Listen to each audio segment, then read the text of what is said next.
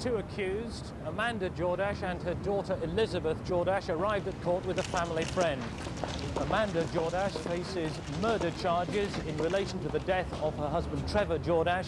The case attracted widespread attention in February this year when, following the discovery of the body of Trevor Jordash under the patio in the garden of the house where the defendants live, a manhunt was launched which resulted in the arrest of the defendants in the Republic of Ireland.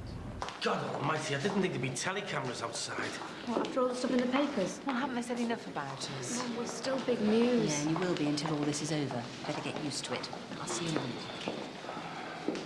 Hey, say cheese. What are you doing? Gone for the family album, mate. I'll catch us later. Oh, it's cheek of her. Because you'd think you'd be safer here, wouldn't you? Well, it's nice to know all our friends and neighbours are here to support us. Parasites. God, look at this place. Do you think it started without us, do you? Shouldn't think so. Well, where's our barrister? Shouldn't he be here? Well, he'll be here somewhere, don't worry. Court number 3.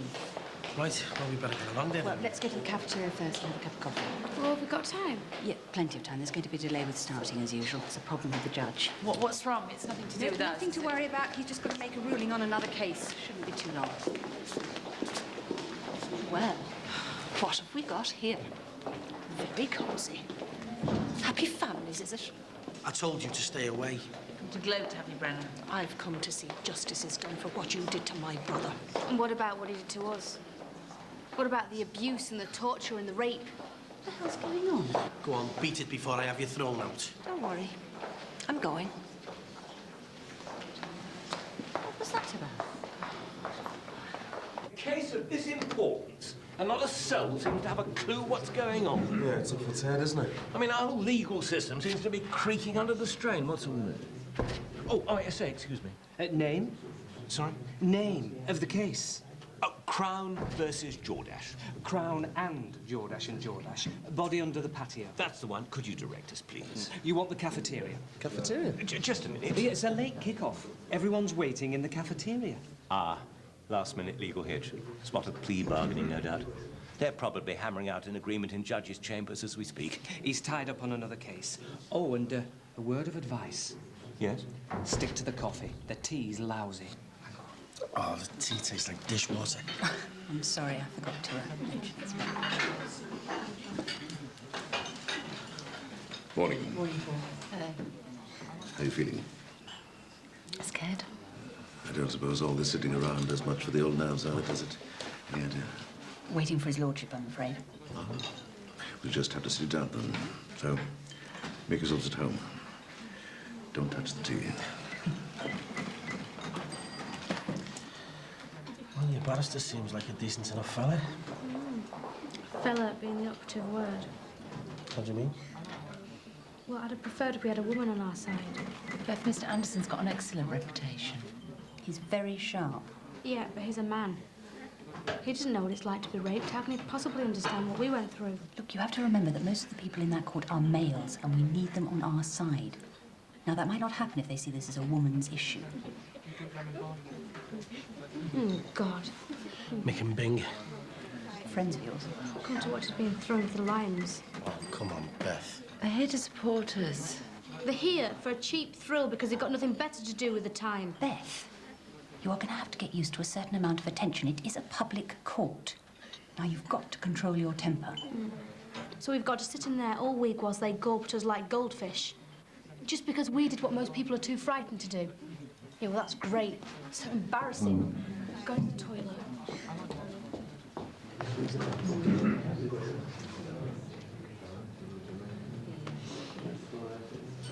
You the usher, mate? Name? What? Name. What do you need my name for? Name of the case. Oh, the case. Well, actually, it's a friend of mine. Well, not so much a friend, you know. More of a neighbour, really, and... Well, I was just passing, so I thought... Name? You know, you wait months to come to trial, and when they get you here, they keep you hanging round. Yeah, well, we shouldn't be much longer. Makes you laugh, though, doesn't it? If that was anybody else being late, they'd probably get done for contempt of court or something. It's absurd in this day and age. Surely they make provision for circumstances like this. Yeah, well, there's only one judge for this case, and if he's not available... Then we have to wait around like spare parts. You all right? Full of the joys of spring. Enjoying your day out, are we? Nothing on the TV? Beth. Come on, Ben. See you later, sir. Okay, Mrs. Hey, take it easy, Beth. You're only going to go upsetting yourself. You have got to cool down. This is nothing compared to what it's going to be like in that courtroom. You've got to keep calm. I just hope the Jordash girl controls that temper of hers. No judge worth his salt is going to tolerate any of her outbursts, you know. She'll be held in contempt. Can't blame her, though, Ben. I'm beginning to feel the pressure myself. This is nothing compared with the cauldron of the courtroom, Nick. It's going to be a real pressure cooker atmosphere in there, believe me. I've been there myself, mate. Stopping some scally from robbing my house. The pressure in that place, worse than a derby match. Crown and Smith, court number 5. Oh, excuse me. Any news on Crown and Jordash? Oh, sorry, friend. Still waiting on the big white chief. Crown and Smith, court number 5. Crown and Smith, court number 5. Looks like things are beginning to move, eh? Yeah, hopefully it won't be much longer. Might be an idea to go to the toilet now with all this coffee we've been drinking. I'm all right, I've just been. They're just down the corridor. Right, won't be long. Don't worry, I won't be going anywhere without you.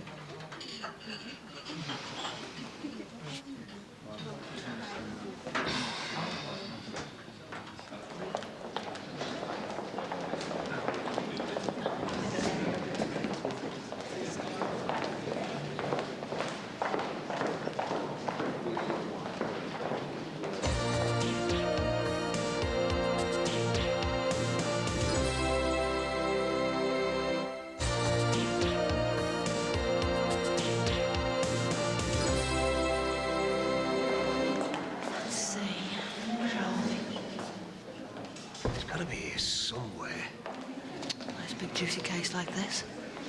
Gotcha. What? What are you doing here? I thought you said you weren't coming. Well, so did you. Yeah, well, I was just passing, you know. Just thought you'd pop in. Yeah. You as well. Just passing, you know. Well, now we're both here. You'd be daft not to, wouldn't we?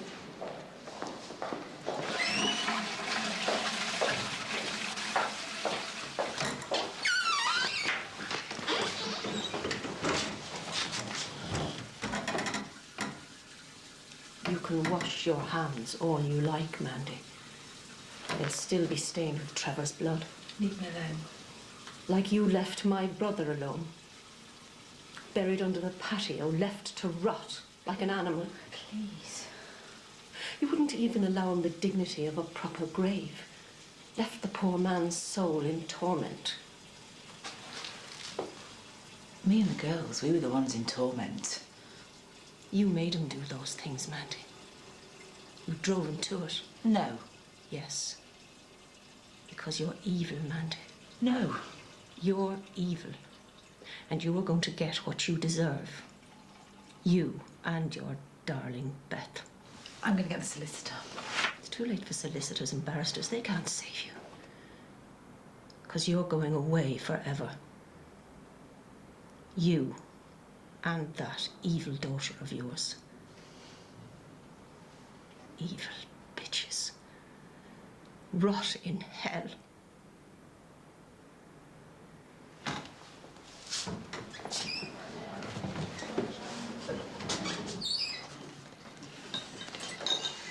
Do you know, I bet they've organised a coach party. A nice guilty verdict and fish and chips on the way home. Where is she? Oh, yeah, she's... Where have you been? What kept you? It's her. What? It's Brenner. What is? Evil bitches rot in hell. They ain't me. What's it got? How do you know? I've just seen her in the toilet. She uses the same words. Right. Beth!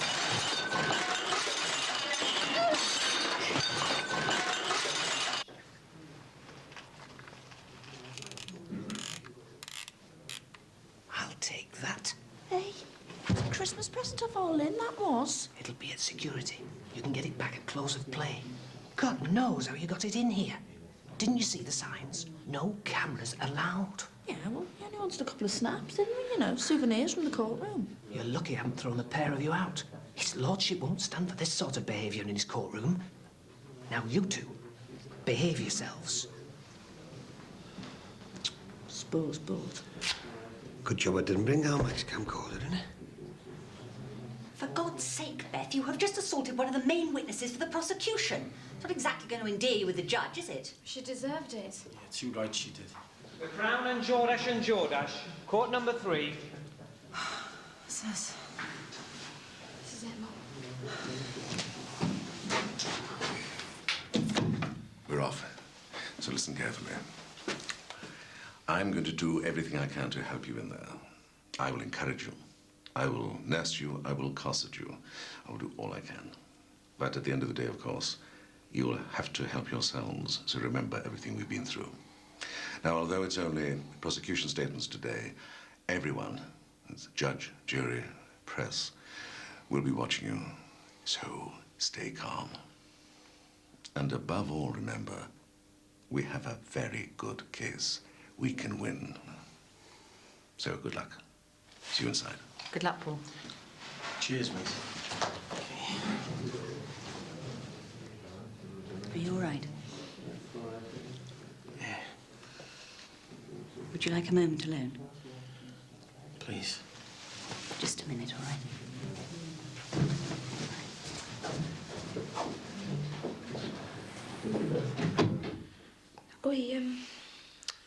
Are we going to be all right, Sinbad? Oh, of course you are. Do you promise? I promise. And you will wait for us, won't you? You won't leave us. Of course I won't. I'll be waiting here till it's all over. And I'll be putting this ring on your finger, okay? Come here. Come on. Sorry.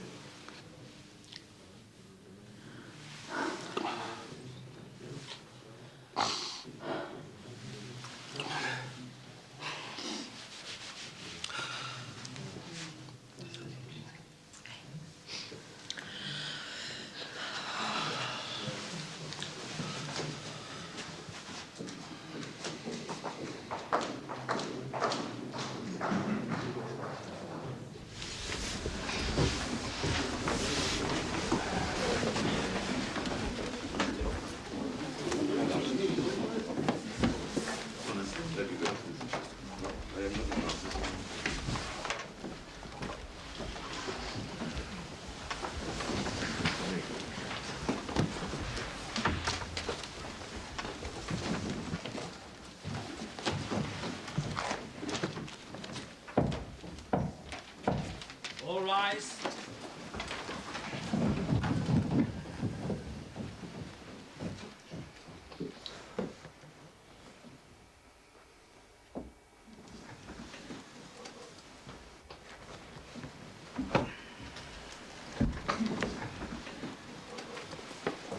The Crown and Jordash. Proceed. Please stand.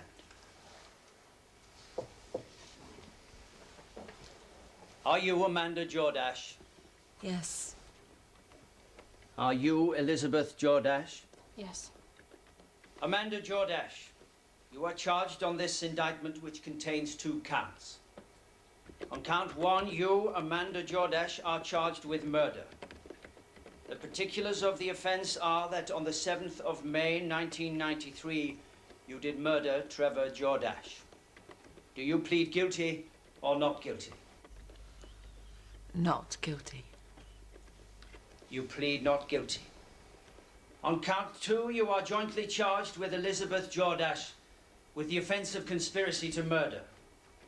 The particulars of the event are that on or about the 7th of May, 1993, you did with Elizabeth Jordash conspire to murder Trevor Jordash. Do you plead guilty or not guilty? Not guilty. You plead not guilty. Elizabeth Jordash, do you plead guilty or not guilty? Not guilty. You plead not guilty. You may sit down. We now swear in the jury. Members of the jury, please take the book in your hand and read the oath which is on the card. And it is your charge to say, having heard the evidence, whether the defendants are guilty or not guilty. Counsel for the prosecution, you may proceed. Thank you, my lord. I don't like the look of him. Looks like he's going to make real mincemeat of it. Members of the jury, you have heard that Amanda Jordash has been charged with the offense of murder. The murder of her husband, Trevor Jordash. But what is murder? In the eyes of the law, murder is the unlawful killing of a human being with malice aforethought. Or put more simply, it is killing someone with intent. Amanda Jordash is guilty of murder if it can be shown that she killed Trevor Jordash and that indeed it was her intention to do so.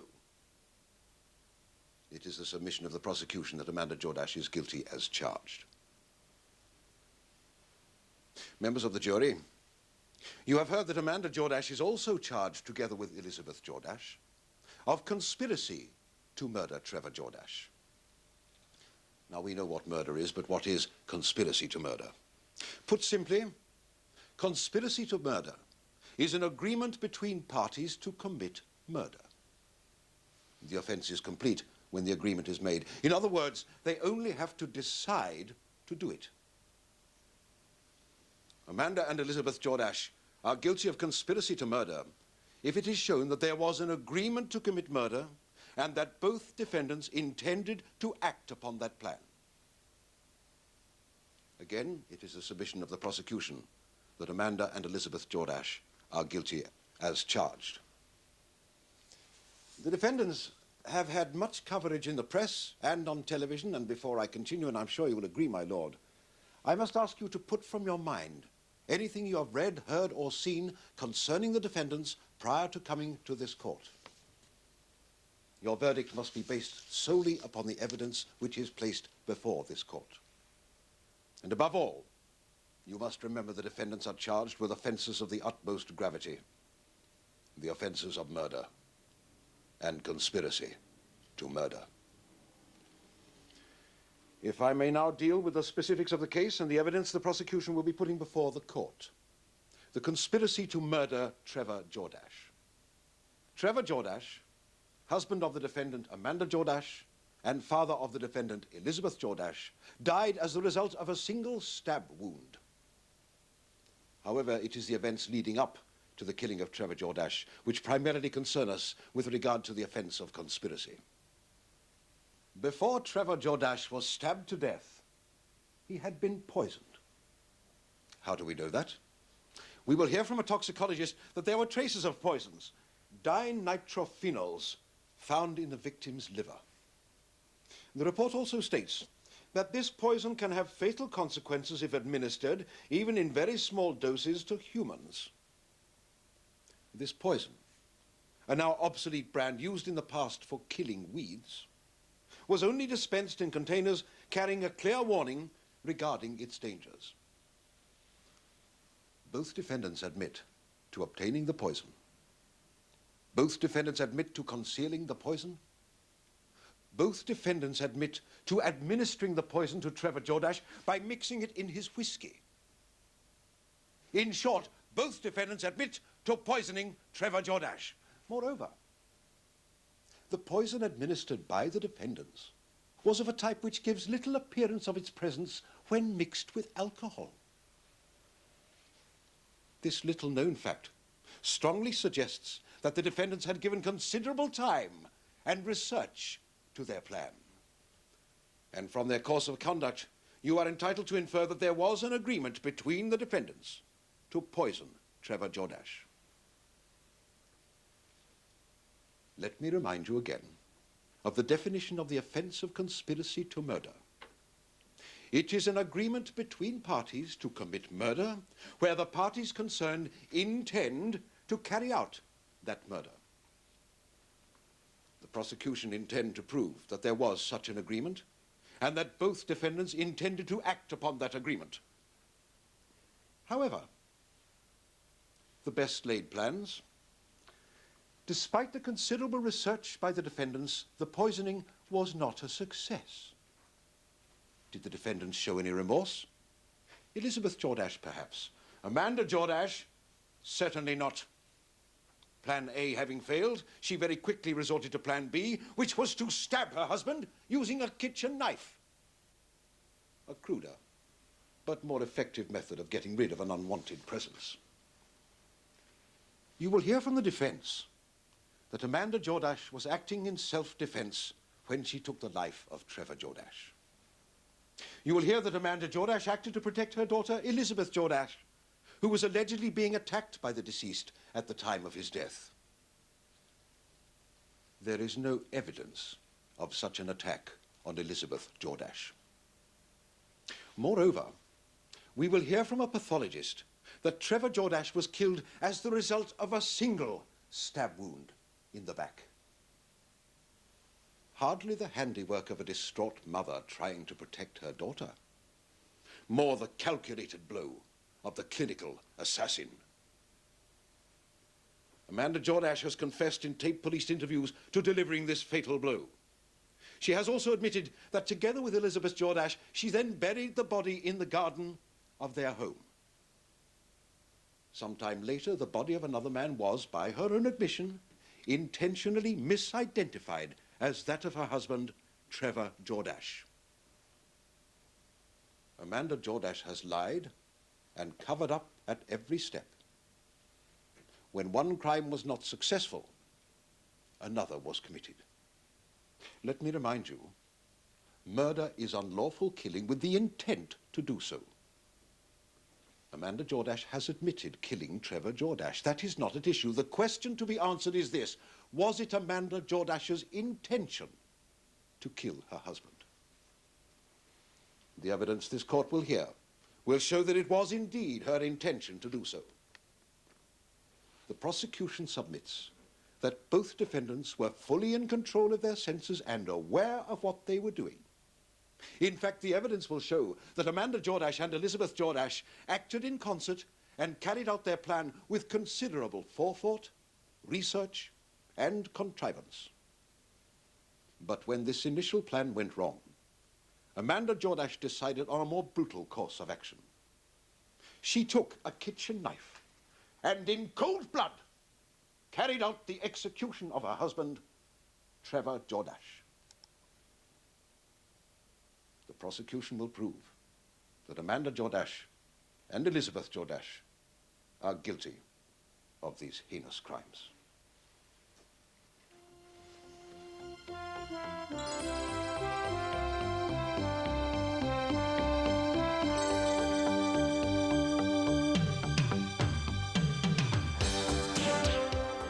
And remember, coverage of the trial continues every night for the rest of this week at 8:30.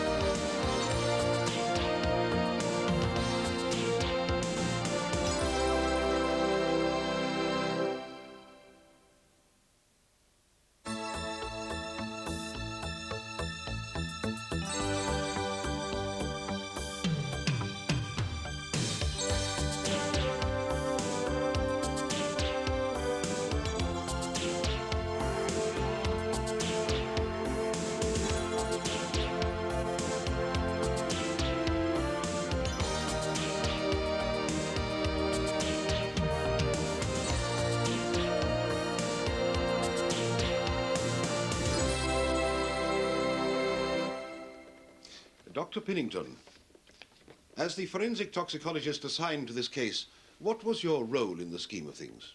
To ascertain, given the suspicious circumstances surrounding the victim's death, whether any toxic substances were to be found in the corpse.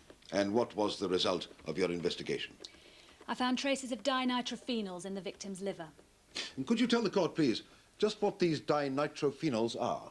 Yes, they're a highly poisonous chemical group, most commonly found in rather outdated brands of weed killer. Weed killer? Yes. And had these dinitrophenols arrived in Trevor Jordash's body posthumously? No, they were absorbed at most a couple of days before his death.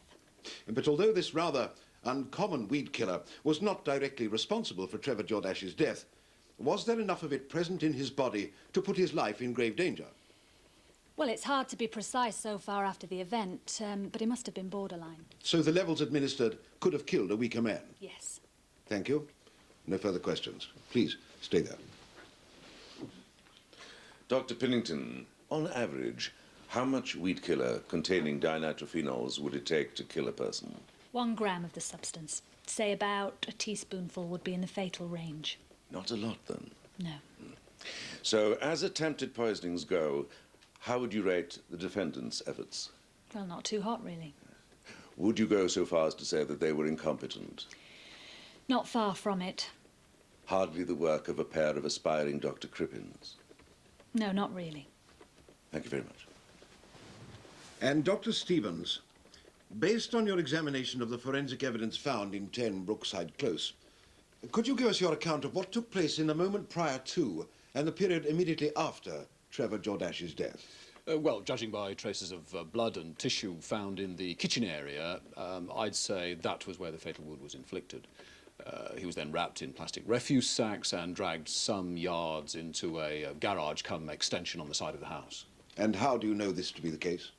Further traces of blood were found on the doorway to the extension and in the fibres of a carpet in there. We also matched traces of plastic in the carpet with the type of bin bag the body was later unearthed in. And in each case, the blood and the tissue matched that of the corpse of Trevor Jordash? Our DNA test indicated this, yes. And by your estimation, how long was Trevor Jordash's corpse left lying in the extension of number 10? Very difficult to say, but very possibly a few days, maybe weeks. By which time it would have been in a state of some decay? Definitely. Would it have smelt? It would have reeked. And so a concerted effort would have had to have been made to conceal such a foul odour from visitors? I'll say. So, would you describe the case in question as one of the more intriguing you've had to deal with in recent years, Doctor? No. Apart from the time factor, it's all pretty routine, really. So putting the evidence together didn't take an awful lot of detective work? Well, none. It was everywhere. Why was that? I'm sorry, I'm not quite with the question. My apologies. What I'm trying to say is, was the evidence, as you put it, everywhere, due in some part to the actions of Mrs. Jordash and her daughter in the events following the death of her husband? Oh, definitely. I mean, if you want to get rid of someone properly, then there are a few rules worth following. A, don't stab the victim in your own kitchen, and B, don't have them lodging in your extension while you're deciding what to do with them. In both cases, the point being that you would be leaving a rather obvious trail of evidence behind you. Exactly. So, compared with a vast array of, shall we say, more calculated attempts to dispose of bodies, which you must have dealt with in your long career, how would you say that Mrs. Jordash's efforts rated? Well, it was hardly the crime of the century. So the evidence could have been indicative of somebody in a deranged state of mind, blindly trying to cope with a chain of events far beyond her control. Well, I suppose so, yes. Detective Inspector Coburn, you were the officer in charge of the investigation into the murder of Trevor Jordash. That's correct. So while the gruesome task of recovering the corpse continued at number 10, your further investigation centered on the pursuit of Amanda and Elizabeth Jordash, who had, once the discovery of their crime seemed imminent, fled the country. Yes. And where did your search take you? Well, we eventually tracked them down in the Republic of Ireland. They were spotted at various locations in Dún Laoghaire, Dublin and Wexford, where our colleagues in the Gardaí finally apprehended them. After Mrs. Jordash and her daughter were arrested, they then underwent lengthy interviews with yourself over a period of how long? 3 days. After spending a week on the run in a strange country. Yes. So tired, hungry and traumatized, two women who never before had been subjected to police interrogation techniques. My lord, Detective Inspector Coburn is employed by the Mersey police force, not the Gestapo. Could you tone down your descriptive powers just a touch, Mr. Anderson? My lord. Two women never questioned at any great length by police before, gave an account of a series of events which in turn must have been among the most traumatic they'd experienced, in a family history sadly blighted by such trauma. If by that you mean they told us they murdered the husband, yes. Well, you think there were no problems with the circumstances in which those statements were made? No. But we've all heard the tape recordings. Do you not think that both women at times sounded utterly distraught?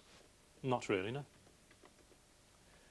I put it to you, Detective Inspector, that very little of the truth of what really happened in those weeks preceding Trevor Jordash's death can be gleaned from those interviews. That, in fact, they are the scrambled thoughts of two women, so psychologically and physically abused as to be literally frightened out of their wits. That, in fact, those interviews, as an adequate explanation of this whole tragic mess, are not worth the tape they were recorded on.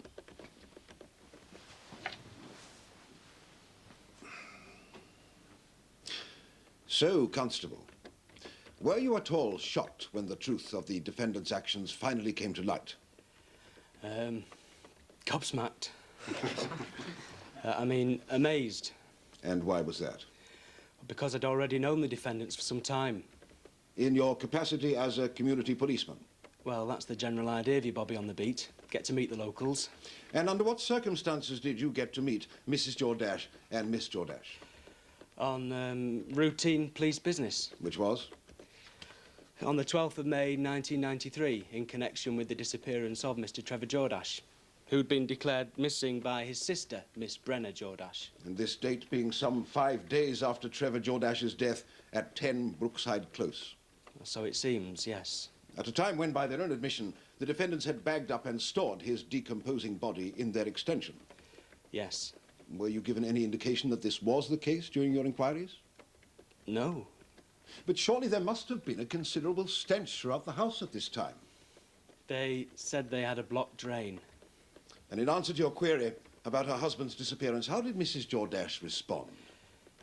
She said she hadn't seen him for months. During this conversation, did Mrs. Jordash display any signs of anxiety? Not that I can remember. No indication that she might be in some distress? No.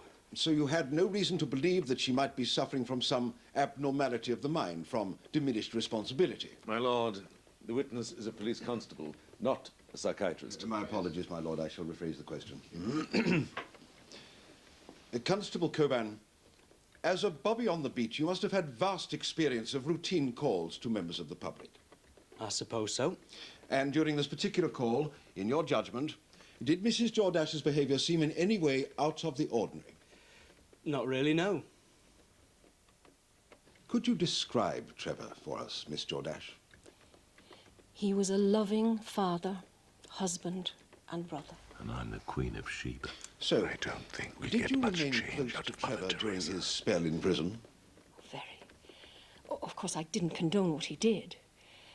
But I could see that he was trying his hardest to sort himself out. In what ways?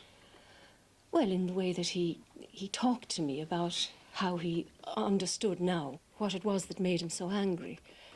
It was all the pressure, you see. But he had got it under control. I think rediscovering his religion helped. His religion? Yes. I still practice, but Trevor had been lapsed for years. And suddenly one day I visit him in prison and he's got a rosary in his hands.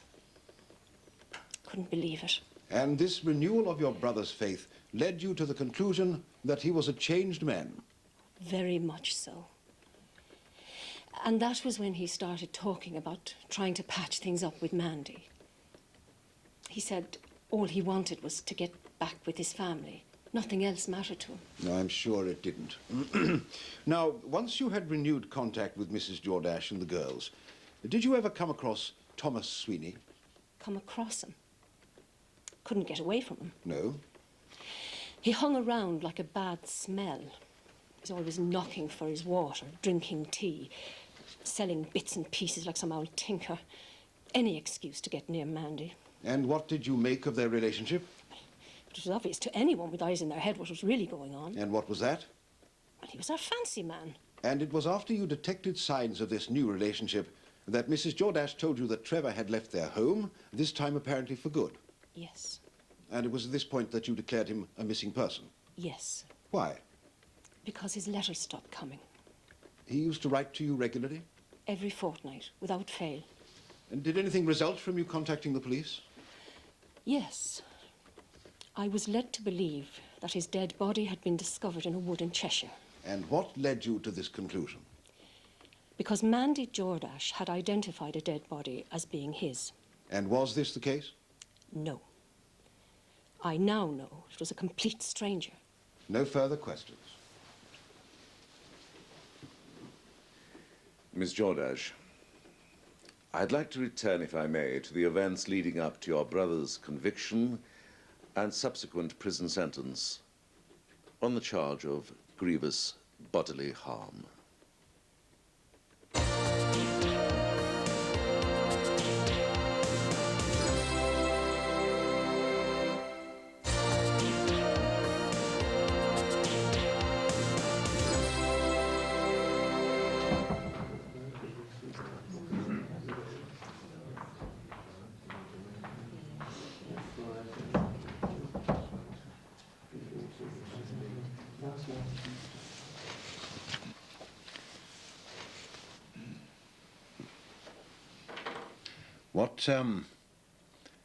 What did you think of your dad, Rachel? I loved him. And did you get on well? Brilliant. So how did you feel when he was sent to prison? Terrible. But I knew what he'd done to my mum was bad too, so... Did you ever see your dad hit your mum? No. I'd heard them arguing sometimes, but... Did you keep in touch with him when he was in jail? No. So, how did you feel when your dad turned up again after he got out of jail? I was made up. And how did your mum seem? Nervous, but happy, I think. It was Beth who didn't want him there. But you did? Yeah. Were there any rows with your mum once he'd moved back in? No. Well, they did have a bit of an argument one night, but that was it. And did your mum have any more bruises? No. So you don't think your dad had started hitting her again? No, he'd stopped all that. So you were happy to be back together as a family? While it lasted. How long was that? A couple of weeks. And then what happened? Mum told me he'd left. Did she say why? No. Just that he didn't want to live with us anymore. And that he'd gone for good. And how did you feel about that? It broke my heart. What about your sister Elizabeth? She was made up. Did she act any differently from this point on? Yeah, suddenly she was all smiles and pally with me. Did you hear anything else about your dad? Not for a while. And then they said the police had found him. Who did? Mum and Beth. They said, that his body had been discovered in some woods and Mum had identified him. But none of this was true. So how did you feel when you found out that it wasn't your dad? I couldn't believe it. My mum had made me go to some tramp's funeral and sat there watching me cry my eyes out for my dad. While all this was going on, was Thomas Sweeney spending much time at the house? Sinbad. Yeah, he was there loads. Sinbad? That's his nickname. Ah, thank you, Miss Jordash. And what was the relationship between Mr. Sweeney and your mum? He was a boyfriend. And how long had that been the case? Virtually since we moved in. And what did you make of the situation? At first I thought he was all right. But now I think he's like the other two. He lied the same as they did. My lord, the witness is making unsubstantiated claims about the character of someone whose evidence is vital to the defense case. Please disregard Miss Jordash's last comment about Mr. Sweeney. What happened the week before your dad's body was eventually dug up, Rachel? We went to Ireland. Did you know why? No. They just dragged me along with them. So when did you actually find out what happened to your dad? They told me in this bed and breakfast place in Dunleary. What exactly did they tell you? That my mum had stabbed him. And they buried him in the back garden. You must have been devastated. I couldn't believe it. Why do you think your mother killed your father, Rachel? Oh, my lord, my learned friend is blatantly leading. I don't know. Because they hated him, I suppose, because he'd hit my mum. That's Jordash. And Beth helped her because she just hated all Miss men. Jordash, please. I don't care what he did. They still shouldn't have killed him. Rachel, must be hard coping with all this upset. It is, yeah. Your dad dying, your mum in court, all these questions. Must be hard to know what's the truth anymore and what isn't. I know who the liars are. With everything that's happened, do you feel it's up to you to protect your dad's memory? Someone's got to stick up for him. That's right. And I'm sure that any loving daughter would feel the same. But you have to remember, Rachel, that this is a courtroom and you're under oath to tell the truth, and that you have to be watching out for the point where protecting someone means lying on their behalf. But I haven't lied about anything. I'm not suggesting for one moment you have. Good, because I haven't. Right. So, when your dad came back home, did you and he spend a lot of time together? Loads, yeah. Did he get on really well with you? Yeah. Better sometimes than with Mum or your sister? I don't know, I suppose so. Yes. Why was that, do you think? Well, they were always arguing with him, Beth especially. She didn't want him there from the word go. She never even gave him a chance. But you did, didn't you? Yeah, I did. So that when the rows got too much for him, he turned to you. Yeah, Did you feel as though you were the only one who'd listen to him? I was. And did your father usually wait for Mum and Beth to be out before you had these secret little chats together? Sometimes. And sometimes he'd just come up to my room while they were cooking tea or something. What sort of things did you talk about? Anything. Everything, you know, school and stuff. What else? Music, whatever. What did he talk to you about? How he felt about Mum. And how he wished everything could be like it was again. And sometimes if he was really upset, he wouldn't say a thing. He'd just sit there, put his arm around me, and cry. He must have loved you very much to feel he could be so open with you. He did, and I loved him. Was he always so affectionate? How do you mean? Well, were things different after he came back home than before he went to prison? I suppose he spent a bit more time with me when he came out. But that's because he needed me. So he became more affectionate? Yeah, I suppose so. How did this affection show itself? Hugging, tickling my feet. He was always messing around. And how old were you when he came to the house in Brookside Close? 14. When he was messing about, was it usually when you and he were alone together? No. Well, sometimes. In your bedroom? Yeah. What's wrong with that? Nothing at all. Did you sometimes cuddle in your room? Yeah, I suppose so. On top of your bed? Sometimes. Did you ever get into the bed for a cuddle? No.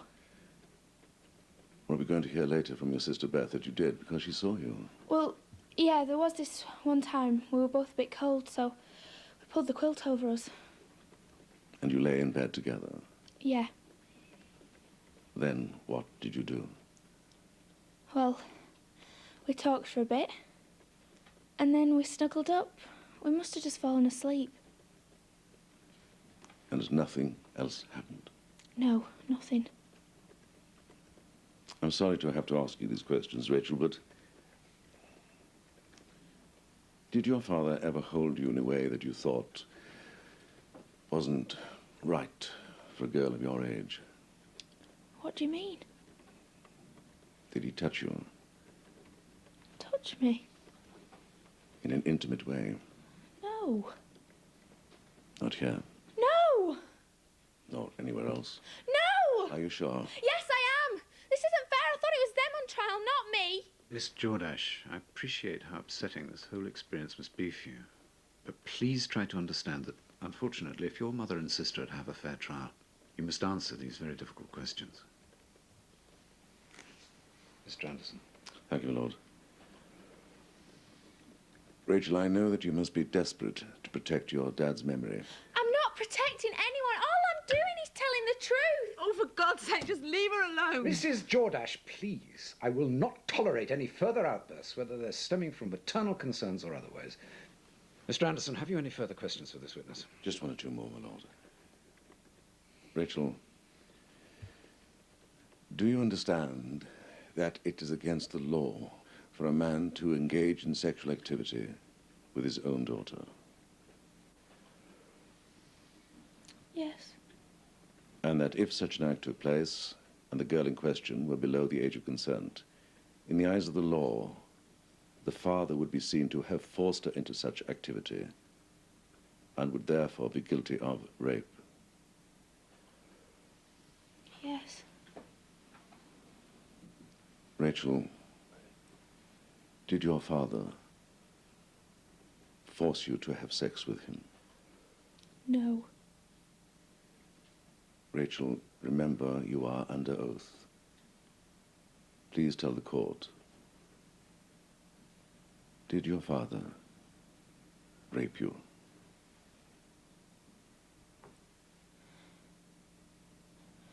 No, he didn't.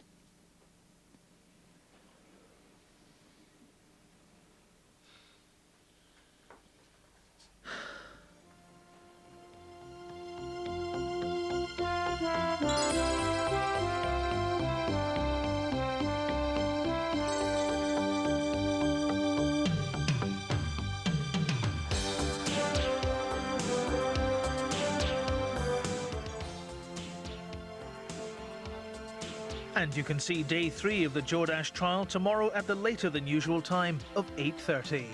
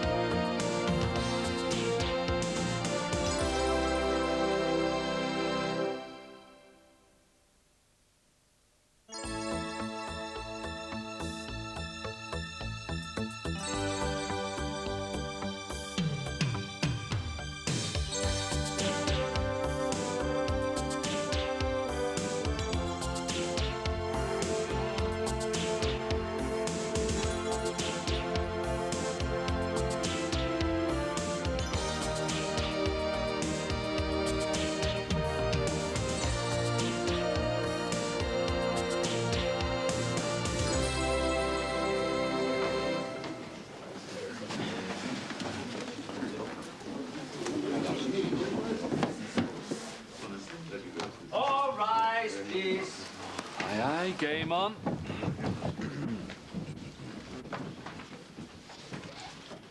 Hiya, David. Exciting, isn't it? Just like that caravan acoustic.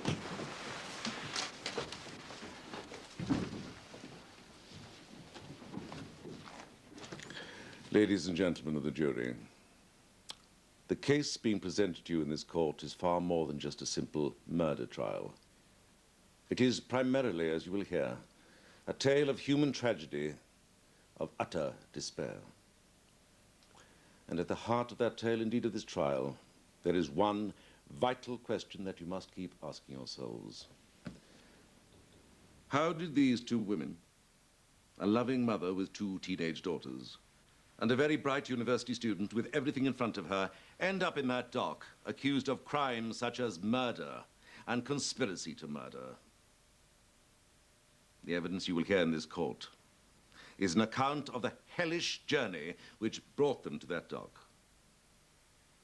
It is a story of psychosis, of sociopathic domestic violence, of incestuous rape, a story of cumulative abuse, a story of how an intolerable catalogue of psychological, sexual, and physical violence drove these two women closer and closer to the precipice, the unimaginable, and of how that abuse so provoked and unbalanced them both as to render them convinced that their only option, their only hope of ending this misery was to kill the beast that Trevor Jordash, husband, father, had become. I'd like to call Mrs. Amanda Jordash.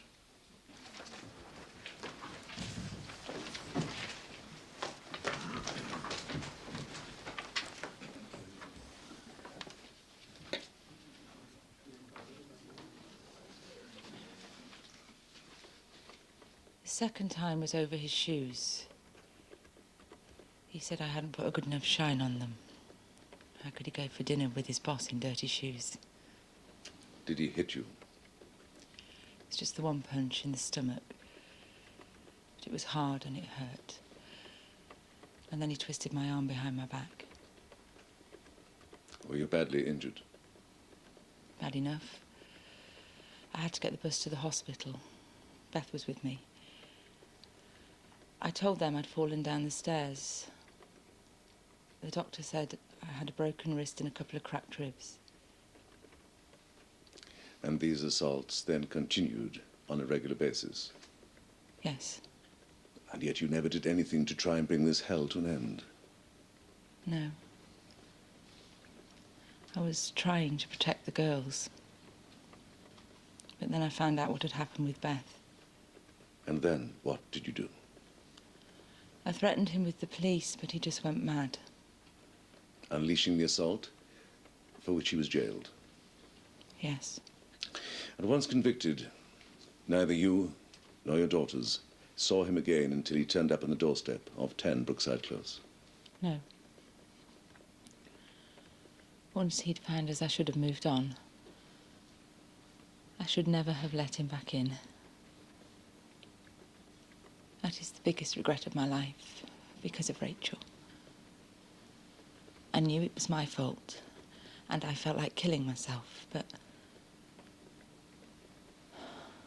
I couldn't get what he'd done to the girls out of my mind, what was left of it. And so I decided to kill him instead. And was there no alternative course of action? No. Even if we'd been able to prove it, I couldn't have faced putting Rachel through having to stand up in court and saying her dad had raped her. And so with Trevor alive, how did you see the future for yourself and your daughters? More abuse for them and a straitjacket for me. And you tried to poison him? Yes. And failed? Yes, we didn't know what we were doing. You have to understand, he was half crazy. He was running around like a caged animal. I was on the verge of a nervous breakdown. Beth didn't know what day it was. We honestly thought there was no other way. And it was in the aftermath of this attempted poisoning that he set upon Beth? Yes. I tried to stop him, but he hit me and I fell over. As he unleashed this assault on her, did he say anything? He said, "I'll kill us all." And what did you do?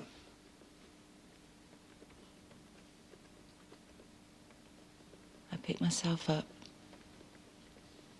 opened a drawer, pulled out a bread knife and stabbed him. There was nothing else I could do. Thank you, Mrs. Jordash. Would you please stay there?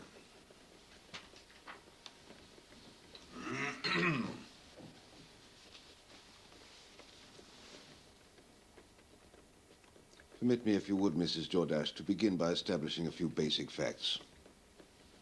In what year did you and Trevor marry? 1973. 22 years ago. And how old, if you don't mind my asking, were you at the time? I was 18. Some years younger than your husband-to-be. Yes, he was 23. And in those early years of courtship and newly wedded bliss, what were your feelings towards your husband? Well, I loved him, I suppose. Would idolize be too strong a word? Well, it was different then. In fact, you built your whole world around this handsome, intelligent, sophisticated man who swept you off your feet and made you his wife. Is that not the case? I was 18. And in those heady days, did you talk about what the future might hold? Yeah, of course we did. About how Trevor would rise to an executive post? About the dream home, the exotic holidays, the expensive car? Well, Trevor had ambition then. He wanted to get on. You both wanted him to get on. What's wrong with that? And so you kept pushing him, trying to force him up the ladder. I encouraged him, that's all. And as the pressure increased, as your dreams of a glamorous lifestyle and his hopes of fulfillment at work disappeared over the horizon, that's when the rot began to set in your marriage. No. So when did the rot begin to set in? I don't know. Well, can you remember when he first struck you? Yes, I've said before. Yes, of course, I'm so sorry. It was as the result of an argument, wasn't it? Yes. What about? He'd had an interview for a manager's job at a new branch, but he never got it. And presumably you were unhappy with the fact that yet again your husband had failed to make the requisite progress in his chosen career. No, I just wanted us to be happy, but Trevor... well, he couldn't take it. What, feeling like a failure? Yes. Especially when his wife joins the ranks of those pointing the finger at him. I didn't. And so, a pattern of domestic violence was set. He started hitting me, yes. Frequently? Well, hardly at all at first, but as things got worse at work, he started drinking more and more. And for how long did this continue? Years. And yet, prior to your pressing charges against him in 1990, you never once reported it to the police. No. Why not? I don't know. So what was it that eventually prompted you to make a complaint? Because he raped my daughter. I thought it was because he assaulted you. That's what's stated in the police records. The reason he beat me up was because I threatened to tell the police about what happened with Beth. So you waited until you were viciously beaten before deciding to do something about your own daughter's alleged rape?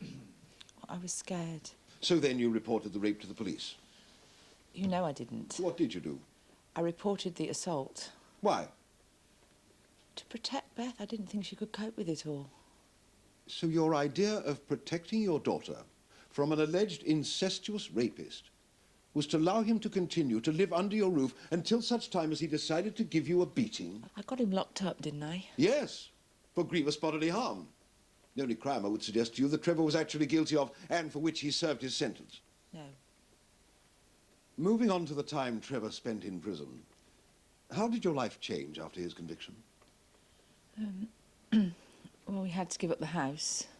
Not that I was keen on staying there anyway, and so Mrs. Shackleton offered us a place in a women's refuge. Which you accepted? Yes. And did Trevor contact you at all during this time? He wrote to me. At the refuge? No, at our old address. The letters were forwarded on to me. And did you reply to these letters? No. Did you let the girls read them? No. Why not? I wanted them to try and get used to life without him. So you denied both your daughters any form of contact with their father? He'd raped Beth. Yes, so you keep saying, but as you made similar allegations in this court on behalf of your other daughter, Rachel, allegations which she refuted outright in her sworn testimony to this court, what are we to believe? It's true. On receipt of these letters, did you read them? Yes. What tone did they take? Well, they were very apologetic, full of stuff about how he'd changed and he wanted me to give him another chance. But you rejected these pleas out of hand, determined you would not have him back? Yes. And further to this aim, what action did you take when his release date loomed? I took up Mrs. Shackleton's offer of a safe house. A new house, in a new city, away from the threat of Trevor. All I wanted was a fresh start. For you and your girls? Yes. And you entrusted Mrs. Shackleton to help you in this task? Yes. So why, when Trevor tracked you down after his release from prison, did you immediately welcome him back with open arms? I didn't. But wasn't he resident in the house within days of his reappearance? No, it took longer than that. What did? I don't know. It's all so confusing. He was dossing down in this awful flat, and he was pathetic. You visited him in this flat? Yes. I felt sorry for him. You paid a courtesy call to a man you'd sworn never to see again? Well, he begged me to see him. And then felt sympathy for somebody you alleged to have raped both your daughters? I don't know what I felt. So, what did you talk about during this visit? He wanted me to give it another go. He was virtually on his hands and knees, grovelling for a chance to put it right. He said he was a different man. And you took him at his word? No. No? But didn't you subsequently invite him back to your own home? Yes. Violating your agreement with Mrs. Shackleton? Yes. Not to mention, if your allegations are to be believed, again putting your children at risk of sexual abuse. Yes, yes, yes! Why, Mrs. Jordash? Well, you tell me.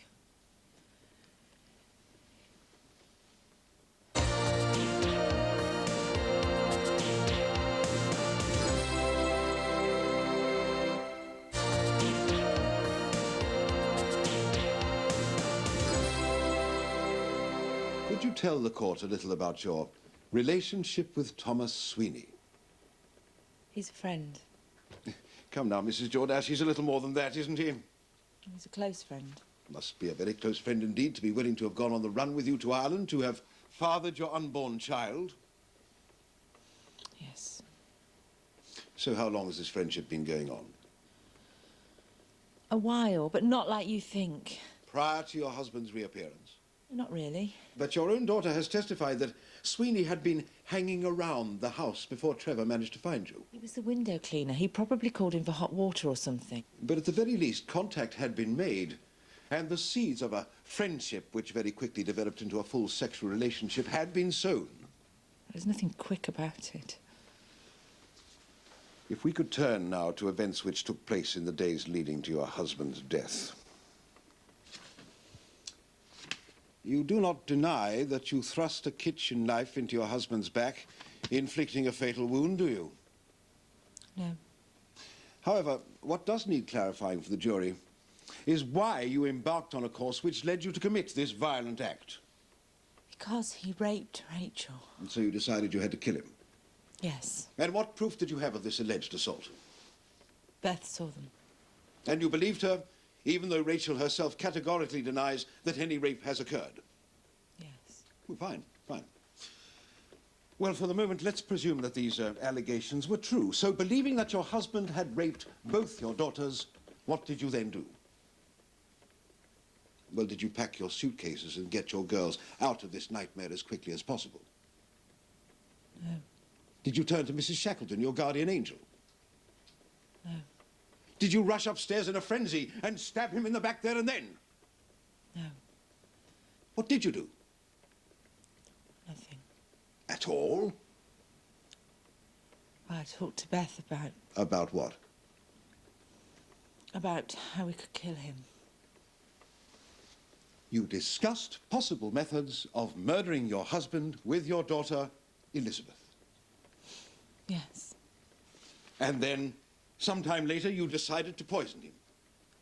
Yes. And after watching him go through the agony of this unsuccessful murder attempt, you finally, eventually achieved your aim by stabbing him in the back with a kitchen knife. He was battering her. In the period between Rachel's alleged rape and Trevor's death, why on earth didn't you contact the police? I don't know. I didn't think it would do any good. But you thought killing him would solve the problem? He'd driven us mad, don't you understand? I understand the power of a mother's love, yes. But what is beyond me is how you managed to contain your anger for so long after your husband allegedly slept with your daughter. I don't know. And after all the alleged beatings, and after the second of 2 alleged rapes... I'm not forgetting all the times he raped me. You suddenly decided in the cold light of day that now was the time you had to kill him. I did it because he was beating the life out of my daughter. I did it because he would have killed Beth, me, Rachel, and himself. Wasn't it you who was trying to kill him? Well, what else could we do? Well, report his actions to the police, I would suggest. But instead you chose to thrust a knife into his back. And then, having committed this act, in the name of saving your daughters, one of whom had acted as your accomplice, what did you then do? We put his body in the extension. We put his body in the extension, you and your daughter Elizabeth. Yes. In refuse sacks, like so much rubbish. Oh, there is one minor detail we've overlooked in this rather chilling scenario. Around the time of Trevor's mock funeral, which I'll return to later, you fobbed your sister-in-law Brenner off with a signet ring as a memento of her late brother. Now, presumably in a moment of startling clarity, for a woman suffering from diminished responsibility, you removed this ring from the finger of your husband's corpse prior to wrapping him in the bin bags. Is that not the case? No. I put it to you that the removal of this ring was yet another callous example of you covering your tracks. No. You deny removing the ring? I don't... Oh, so it was your daughter Elizabeth who performed this gruesome No. act? Well, then who was it? It was me. So after stabbing Trevor in the back, you calmly removed the signet ring? No. It was after. I didn't want to do it, but... But what? Sister Brenner was asking questions and we had to keep her away somehow. When was this? You know when? It was around the time of the funeral. Are you telling me? Yes. I dug him up. You dug him up? On your own? With no help from your daughter Elizabeth or anyone else? No. You dug up the dead body of the man you stabbed in order to pull a signet ring from the putrefying flesh of his rotting hand? Yes. In order to pacify your sister-in-law? Yes. I had no choice. Just as you had no choice when you lied about the corpse in the extension. Just as you lied about the abusive phone call to keep that corpse alive in the eyes of the law. Well, it was neither that or give up. Oh, there was no way you were going to give up, was there? Not after all the hard work you and Elizabeth had put in. Well, what else could we do? And so in the meantime, your relationship with Thomas Sweeney continued to flourish. Yes. So at this point, things went thankfully quiet. And then came the pièce de résistance. A body was found by police in Woodland. A body which, when they ran through their records, roughly matched the description in terms of size and age of Trevor Jordash, who'd been placed on their missing persons register some months before by his sister Brenner. Did the police contact you regarding the discovery of this body? Yes. Tell the court what happened next. They, asked me to go and see if it was Trevor. And did you? Yes. Even though you knew it to be a complete stranger? Yes. And on being shown various items of clothing belonging to the dead man, what did you do? I said they were Trevor's things. You identified an anonymous corpse as the man you had killed and buried under your patio. Yes. Brilliant. What? You saw your chance and you grabbed it with both hands. No. What did Elizabeth think of this turn of events? I don't know. Well, she knew where the real Trevor was. How did she react? She just went along with it, I suppose. She just went along with it. And what about Rachel? She was heartbroken. She thought her dad was dead. He was. I know, but... So, what did you do with this unknown corpse, now that it was, presumably, your responsibility? We had a funeral. And was Rachel there? Well, how could I keep her away? At least it gave her a chance to grieve. For whom? The body in that coffin was not that of her dead father. You inflicted a sham funeral for him upon your own daughter. The same daughter you claim to have protected by planning and carrying out the murder of Trevor Jordash. Yes. And we're expected to believe that these were the actions of a woman suffering from diminished responsibility? Yeah, well, can't you see? We both... The Even whole now, thing was insane. even now, the act doesn't falter. This is not an act. And so life went on.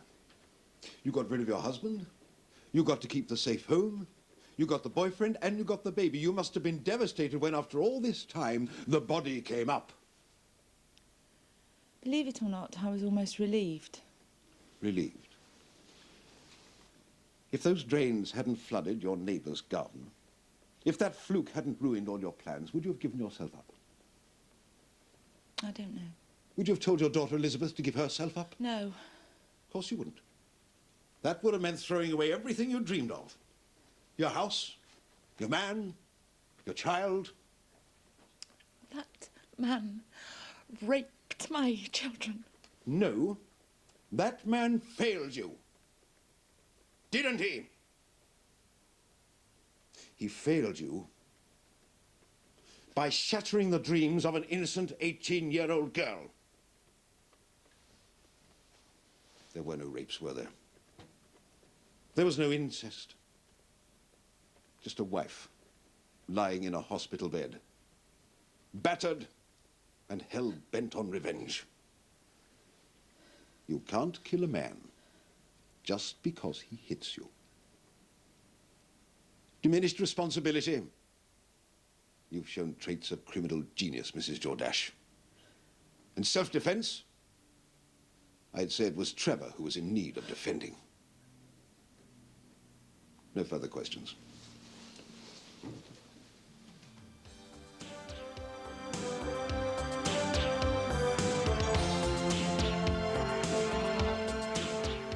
Beth and Stinbad are under the spotlight when the trial continues in Brookside tomorrow and Friday at 8:30.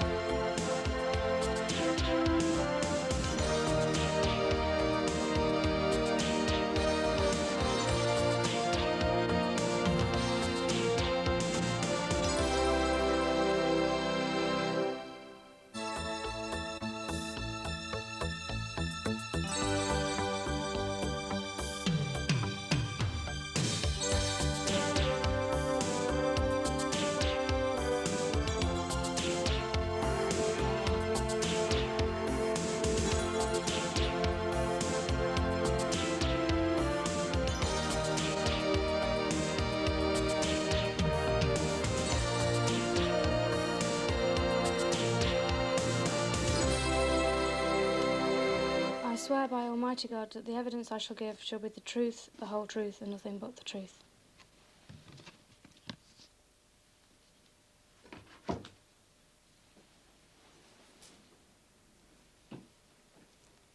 Miss Jordash, when did you first see your dad hit your mum? When I was 7. Can you remember much about the incident? Yeah, bits. I remember having a birthday party and there being lots of kids there and them making a real mess of the house. And I remember my dad getting home before Mum had a chance to clean up. What else? Just that he hit her once across the face and then I was sent to bed. Were you aware of the violence continuing as you grew older? Yeah, sort of. Sometimes I'd hear it and other times I'd walk in on it. But I always knew if something had happened, because she'd be wearing lots of makeup to try and hide the bruises or clothes that covered any marks on her arms and legs. So to the best of your knowledge, this went on throughout your childhood? Yeah. During this period, did your father ever hit you? No. Not even a smack across the legs? Nothing. Did he treat you in a way that you found upsetting? Well, not until I got a bit older. How? He started coming into my room late at night when I was, about 12. Was there a pattern to these visits? That was usually after him and Mum had had an argument. What would happen after he came in? He'd hold me tightly or lay down next to me. Did he say anything? He just said that he was sorry that him and Mum weren't getting on. Is that all? No, after a while he started saying that he wished Mum could be more like me and that we could all be happy then. Were you comfortable with the situation? No. Why not? Because I was worried about my mum. And I didn't like the way he held me. This went on over a long period. Yeah, Did it follow the same pattern? for a while. And then one day What?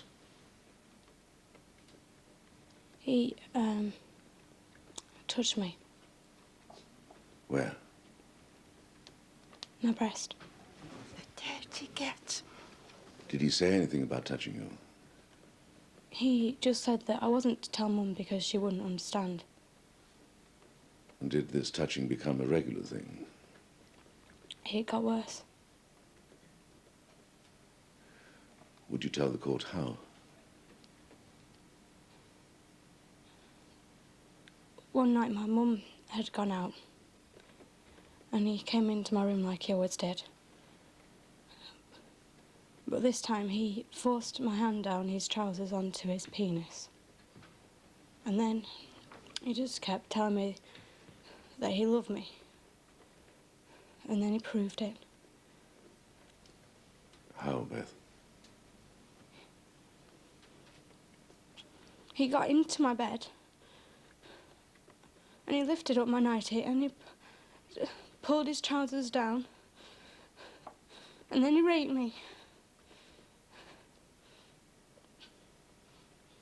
So what was life like at home in the weeks leading up to your father's death? It was like I was living in a nightmare. How? Because we should never have let him back in. He terrorised us. He took over and he started drinking and hitting Mum again. Did he make any approaches to you? No. I wouldn't even talk to him, let alone allow him to touch me. Was he violent in any way towards you? Not until towards the end. It was the only way he had left of trying to control me. How did you cope with all this? I didn't. At first I tried to fight him, I tried to push him out, but it was no good, so I just gave up and I pretended he wasn't there. So what was it that transformed you from a state of bitter acceptance into someone so distraught, so torn apart, that you were driven to lace your father's scotch with weed killer?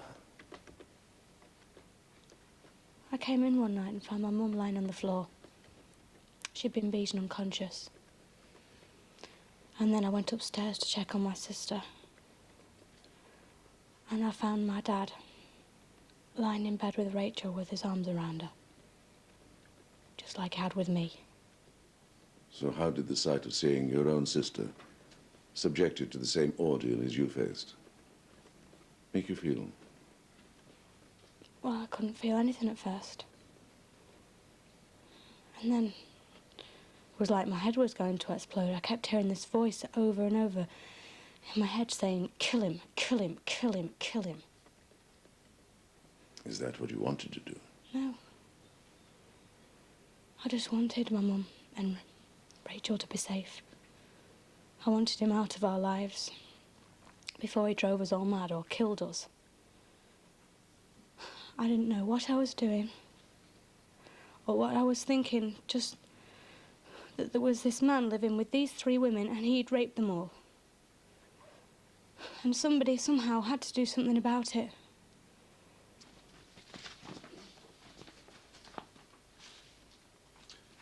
So, Miss Jordash, even at the tender age of 7, you were able to recognize domestic violence. Well, you know what I mean. I saw him hit her. And how often were you witness to such scenes? Well, I don't know exactly. Well, once a week, a month, a year. It's hard to say. So you can't tell me how often your father allegedly beat your mother, but you can remember the minutest detail from your 7th birthday party. Yes. You were witness to one other incident, weren't you, Miss Jordash? An incident which took place on the 5th of September, 1990. Yes. The night your father put your mother in hospital. An assault for which he was charged with grievous bodily harm and subsequently imprisoned. It should have been given life. And you were witness to the whole assault? Yeah, I saw it all through a crack in the living room door. He beat it to a pulp. That must have been a very traumatic experience. Oh, yeah, it was. So traumatic that it fundamentally influenced your perspective both on your father's past and on events yet to unfold? No. So witnessing that vicious assault didn't change your opinion of your father? No, I already knew exactly what I thought of him. Are you referring to your claim that he sexually abused you? Yes.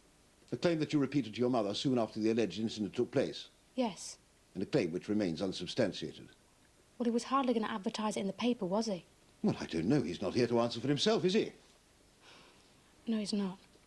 So why is it, do you think, that when you went to your mother, distraught, alleging that your own father had raped you, she did nothing to protect you from further assault? Well, she wanted to, but she was terrified of him. All the more reason to report his alleged crimes. But that's why he beat her, because she threatened him with the police.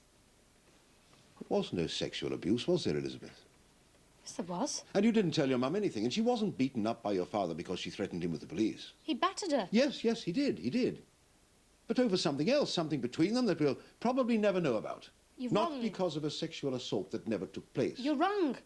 You can't seriously expect me to believe that having been beaten by her husband for confronting him with the rape of his own daughter, your mother then failed to report this fact to the police, settling instead for an assault charge. That's what happened. No. Your mother was assaulted, your father was brought to book for that assault, nothing else.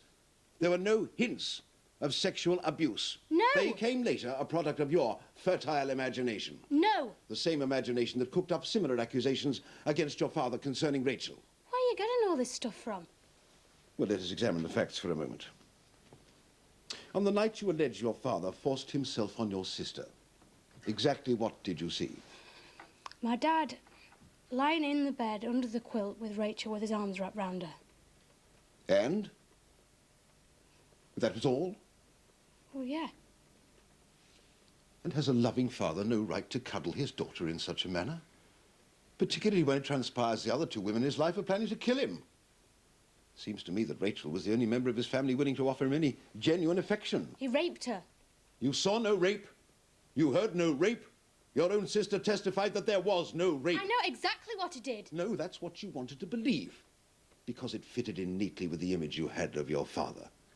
A man who you witnessed 5 years before batter your mother with such ferocity that you could never bring yourself to forgive or forget. No, I couldn't. Not after what And he'd your done to us all. pathological hatred of Trevor was fueled not by any sex attack on you or your sister Rachel, but by your mother drumming it into you that someday, one day, somehow, you could get your vengeance. No. And upon his release from prison and reappearance in your home between you, you hatched a plot to kill him, convinced that was the only way to wipe out the pain of the memory of that beating. You don't know what he was... When did you decide to kill him, Elizabeth? After he raped Rachel. Then why didn't you report this alleged rape? We had no proof. There was nothing to prove. He was beating me. Driving you mad? Yes. We heard an expert witness testify to the agony involved in being poisoned by the weed killer you administered to your father. Would you say Trevor suffered much after you and your mother poisoned him? He was in pain, yes. For several days up until his death? Yes. By which time he was virtually incapacitated. Well, he was still strong enough to beat the hell out of me. And it was during this alleged attack that your mother stabbed and killed him. Yes. What exactly was the root cause of this alleged attack? I don't know. We had an argument and he blew up. Despite the fact that his strength must have been massively debilitated as a result of the weed killer you and your mother had given him? Yes. Was there an argument that day, Miss Jordash? Or did you simply lure Trevor out into the open so that your mother could finish him off? He was beating me. He was ranting and raving, saying he was going to kill us all. Why? Because that's what he was like. Why would a man crippled in pain suddenly decide to launch into a verbal and physical attack with his own daughter? Did you provoke him? No. Was that part of the plan? Engineer an argument so the neighbours would hear, add another brick to your wall of defence? No. How did you provoke him that day? Did you tell him about the weed killer? How did you make a man doubled up in agony launch into such a ferocious assault? It was the tablets!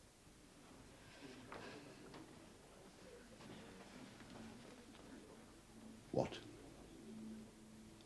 Nothing. What tablets? He deserved it. Deserved what? To die. What tablets?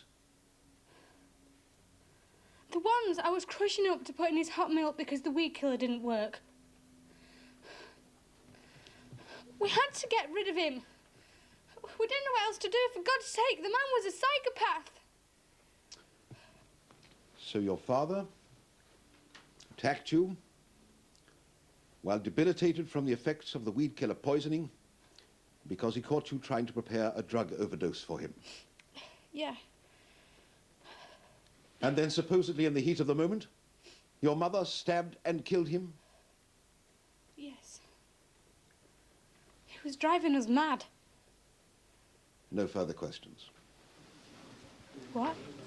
No further questions. Well, I've got a few questions. Miss Jordash. I want to know why we're on trial for protecting ourselves against that vicious... Miss Jordash. I want to know why he was never punished for what he did to us. And why women end up in prison for life for trying to protect themselves against animals like my father. I have to request your against removal scum from this... who think a wedding ring is a license to terrorise, to punch and kick and Miss choke Jordash! Any more of this and I shall hold you in contempt of court. Contempt? Oh, that just about sums this place up, doesn't it? Some justice this is.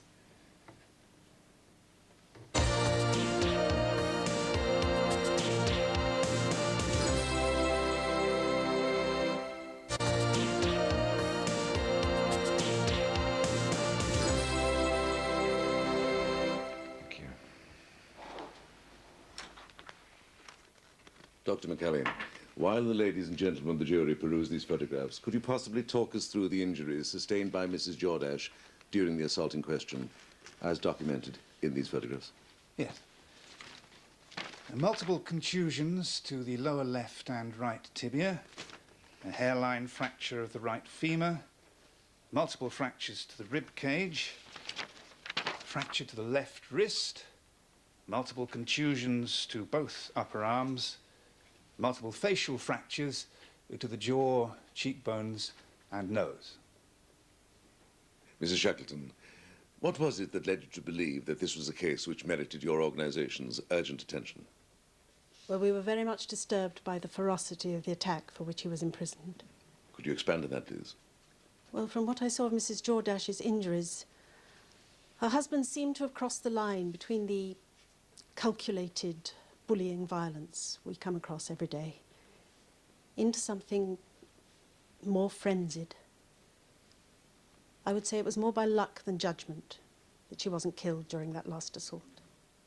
So, Amanda Jordash, having placed herself in your hands, took the refuge you offered, made this safe house her home, and then proceeded to lie about phone calls that were never made, letters that were never written, and in a complete about-turn took in the very man you were meant to be protecting her from.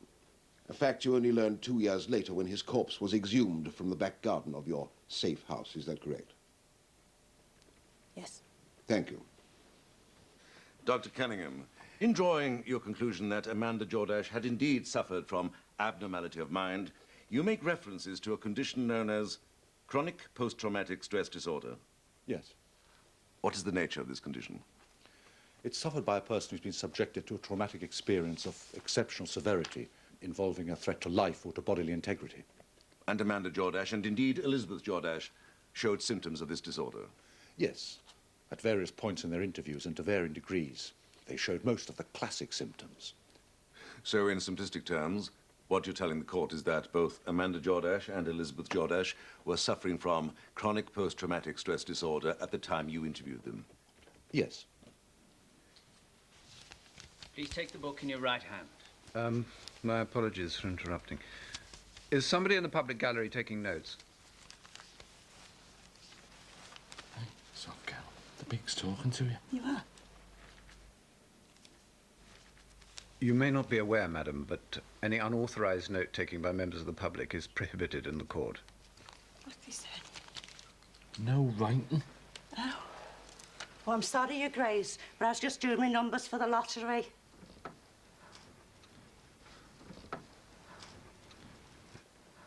Mr. Sweeney, how long have you known Mrs. Jordash? Just on 2 years now. And what did you know of her domestic situation? Not much. And nothing of her husband's violent nature?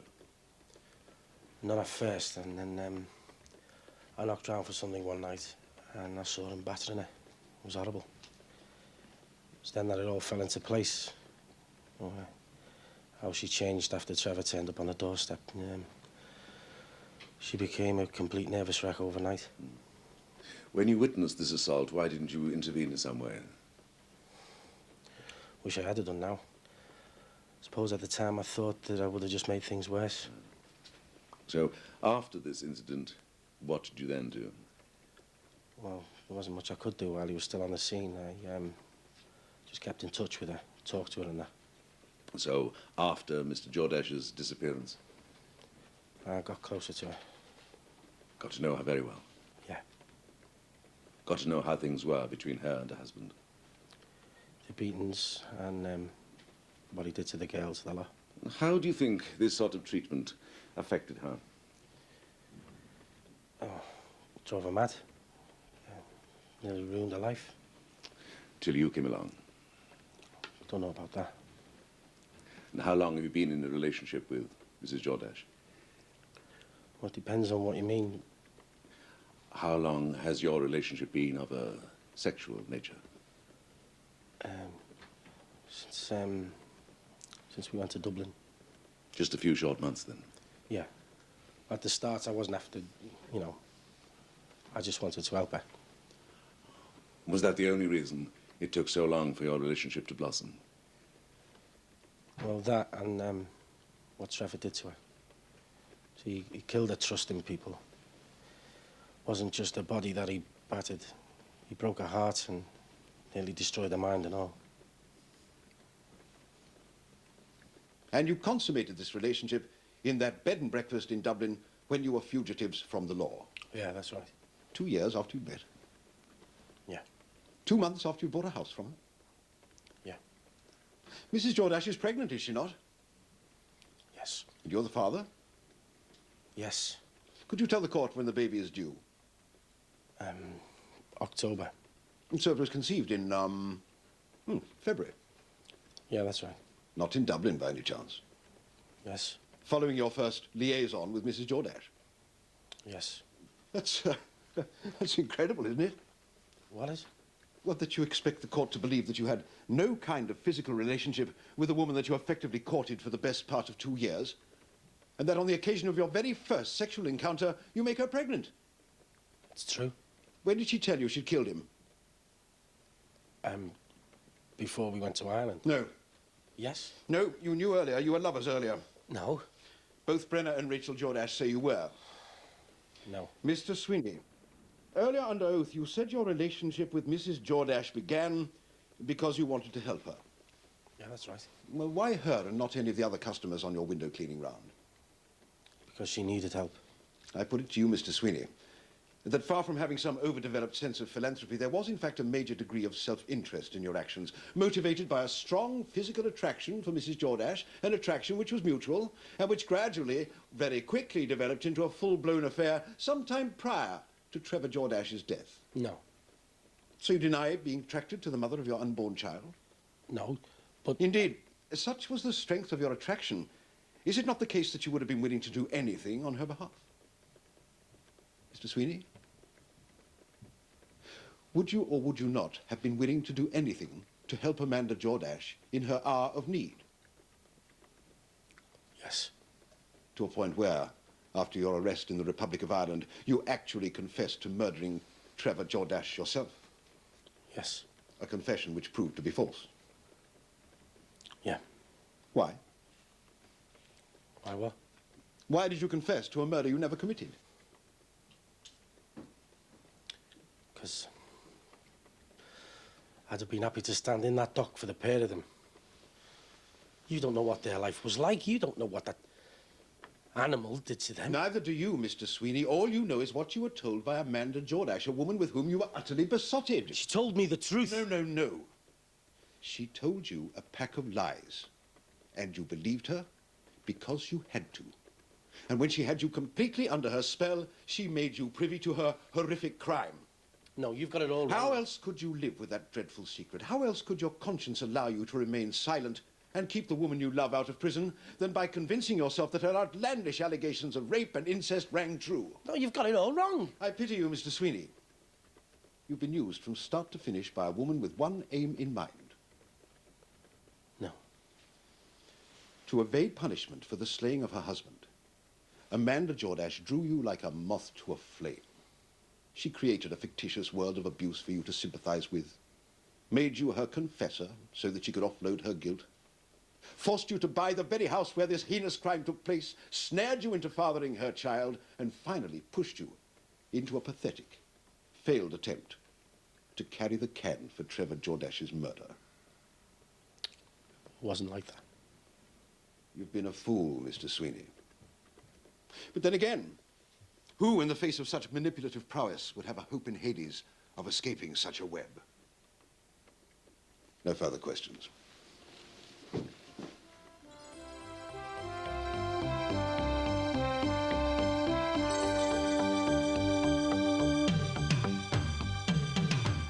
The final day of this special week of Brookside can be seen tomorrow at 8:30.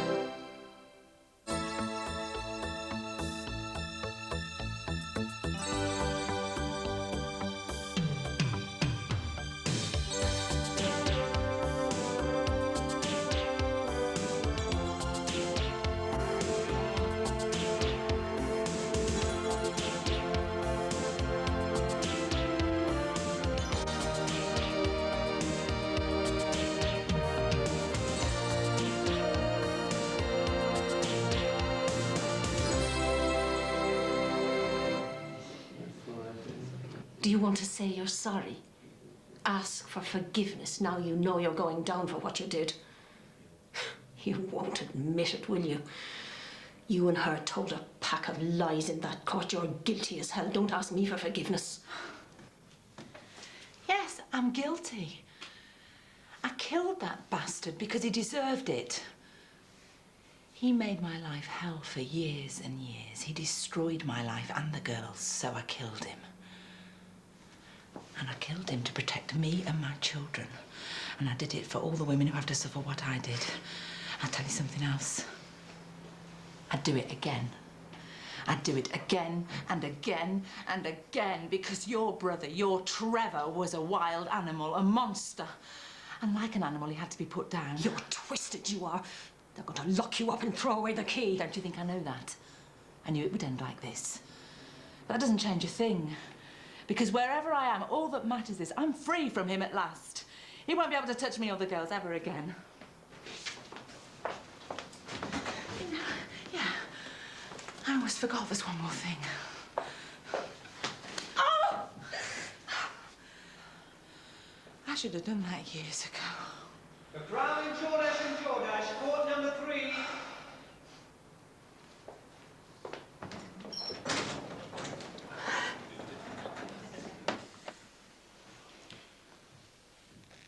Members of the jury, over the past few days you have heard a tale of almost unbelievable wickedness and evil. A tale of two women, a mother and her teenage daughter, who killed a man simply because they decided they no longer wanted him a part of their lives. You've heard it said that these women acted in self-defense and during a period when their minds were supposedly irrational. But I ask you to discount that. For Amanda and Elizabeth Jordash acted out of wickedness and evil to commit what could have been a perfect, cold, and calculated act of murder. You've heard testimony from the two women that the stabbing took place during a frenzied attack by Mr. Jordash on Elizabeth Jordash. There was no frenzied attack on anyone. Trevor Jordash was too sick and weak to defend himself at all. Amanda Jordash didn't kill him out of self-defense. Now it was time for stage 2 of the plan. Not wanting the risks of dumping him in a ditch or in the River Mersey or burying him in the woods, they had decided to conceal his body in the back garden. Was that the work of two women, acting in a provoked and irrational manner? If, as they say, it was self-defense, what was wrong with telephoning the police and giving themselves up? Surely they would have received a sympathetic response. But no, that wasn't part of the plan. And the plan was going like clockwork. This crime, through and through, was meticulously planned. I suggest that this plea of self-defense is a nonsense. Every step of the way, the guile and ingenuity of these women protected them from the discovery of this evil murder. Then came the discovery of another body of a tramp, was found in Woodside, miles away from Brookside Close. This, ladies and gentlemen, was Amanda and Elizabeth Jordash's pièce de résistance, an act of breathtaking wickedness. Without a thought for the poor relatives of this dead man, they identified him as Trevor Jordash. Does this not illustrate determined and logical thinking? This act of willful deception to cleverly cover their tracks. Now, members of the jury, we've heard about the alleged rape of Elizabeth Jordash by her father. Put yourself in Amanda Jordash's shoes for a moment. If your daughter had been raped by your husband, what would you do? Report it to the police, I would suggest. But not Amanda Jordash. Now, why? I'll tell you why. Because no rape ever took place. This whole story is a nonsense invented by these two women while plotting this murder, invented purely for the purpose of a bogus and dishonest defense should their crime ever be detected. Both women have also testified that Trevor Jordash also had incestuous relations with his younger daughter, Rachel, following his release from prison. Again, the matter was not reported to the police. Is that the response you'd expect from any normal mother? I suggest it is not. We have no medical evidence to support the suggestion their father had relations with either of these girls. You will remember Rachel Jordash's evidence about her father. She never witnessed any violence against her mother apart from that single incident in 1990. And as for any sexual abuse, you will recall how adamant she was that this was not true. Not true because it never happened. The same goes for most of their testimony. Would any other woman have allowed Trevor Jordash into that safe house if she'd been subject to violence over a period of almost 20 years? Well, Amanda Jordash did. She welcomed him with open arms because in her heart was revenge. Revenge for that one assault in 1990. Revenge, perhaps, for the fact that the happy days of their early marriage had become less interesting, less exciting. Whatever the reason, she was out for revenge and was determined to get it. She realized she couldn't do it alone, so she enlisted the help of her elder daughter. Members of the jury, this was an appalling and sickening case of cold, calculated, and evil murder. Far from being confused mentally or terrorized by this husband and father, these two women set about destroying Trevor Jordash. There is only one word to describe these women and their crime: evil. Think back on what you've heard. How week by week, day by day, this plot to kill Trevor Jordash grew. Were these the acts of two women provoked beyond all self-control and suffering diminished responsibility, or were they cold, premeditated actions? Remember the fact they've never shown any remorse. Instead, they carefully plotted this man's death. Members of the jury, this was not a killing caused by mental turmoil. This was an act of revenge, a murder planned with the intention of committing the perfect crime. Members of the jury, you have a right and a duty here today to give the only verdict which can be considered. I ask you to find these two women guilty on all counts.